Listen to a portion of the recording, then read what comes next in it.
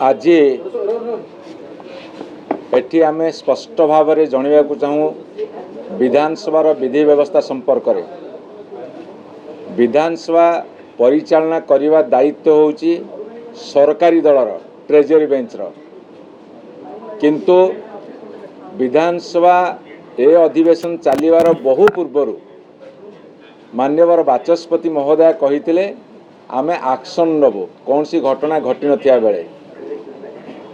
आज जो दाबी नहीं विजु जनता दल ओल्लैला जे ओडिशार जड़े senior leader Bharatiya Janata party Odisha को विखंडित करवा बा ओडिशा रे आमे मिसिबा ऐतिहासिक भूल आमे पचारिथिलु। भारतीय जनता पार्टी ये होची सीनियर लीडर का मतामत से मुख्यमंत्री विधानसभा गृह भितर विवृत्ति रखंतु। गतकाली तांकर भारतीय जनता पार्टी राज्य सभापति कही जे जेहेतु मुख्यमंत्री नहांती आमर डेप्यूटी चीफ मिनिस्टर मतामत रखिए, किंतु डेप्यूटी चीफ मिनिस्टर मतामत रखिले जड़े कैबिनेट मंत्री मतामत रखिले, अर्थात दल जहाँ कहे ता करे नहीं। आमे ओल्लैथिलु ओडिशार अखंडता पाई, कांग्रेस दल ओल्लैथिला जे महिला मानक पर अत्याचार करा जाउची, लॉ एंड ऑर्डर सिचुएशन भल नहीं, अभावनीय परिस्थिति से माने सृष्टि कले।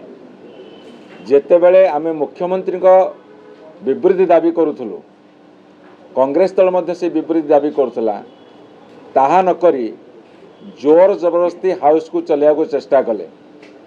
जेहेतु महिला बाचस्पति अच्छी तार फायदा नवा चेष्टा कले। जदि हाउस भितर विरोधी दलर जो अधिकार अच्छी गणतांत्रिक अधिकार लोक मानकर स्वर को उठेवा, ओडिशावासी दाबी को उठेवा, जदि से ताको उठेले ताहेले हाउस को बंद करी प्रत्येक पार्टी लीडर मान को डाकी आलोचना करि पारथांते। लोक देखे गतकाली डाकी थे किंतु कौन सी फलाफल है, आज डाकी पारथांते। हाउस को जबरदस्ती चलेले, तारा बाहिनीपति तांको विरोध कले। सही समय भारतीय जनता पार्टी समस्त सदस्य वेल भितर को पशि आसी किए तांकर बेकू को धरलानी, किए तांकर कालर को धरलानी।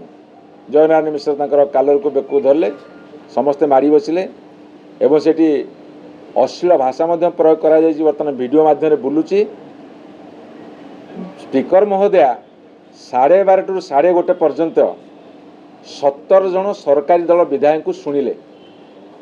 जी बाचस्पति आसन में बसवे सी निरपेक्ष हवा दरकार, सरकार चापर आसवा दरकार नुह, उचित नुहे।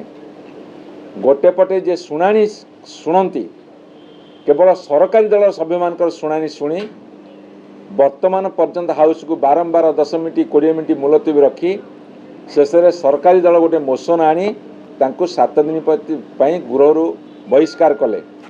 आमे वोटिंग मागिलु डिविजन ताकू देले नहीं, कि आमे जेतले कहिबार सुजोग मागिलु देले नहीं। गोटे पटे सरकारी दल 17 जन कहिबार सुजोग दौच, आउ गोटे पटे विरोधी दल जन को कहवाक सुजोग दौन। गोटे पटे सरकारी दल जो चाप प्रयोग कले ताकू मानि नहीं कि जन को सस्पेंड करदेल। आमे माननीय बाचस्पति महोदय को अनुरोध करने को चाहूँ, निरपेक्ष भाव में विचार कर, यही जो निष्पत्ति नहीं ताकू तुरंत प्रत्याहार करंतु। एवं आज जो मतामत देले कैबिनेट मिनिस्टर जे सेटा जयनारायण मिश्र व्यक्तिगत मत मु आउ थे पचार चाहे।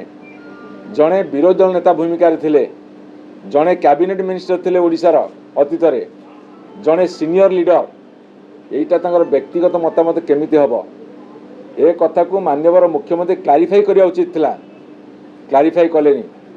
अपर पक्षरे विरोधी दलर स्वर को चपे देवाई जो अहंकार, जो ओडिया अस्मितार कथा कही आसिले कि ओडिया अस्मिता को तिल तिल कर हत्या करुछंती, से अहंकार बशवर्ती हो विरोधी दल को स्वर को चापी देवाई ये जो काम करिछंती।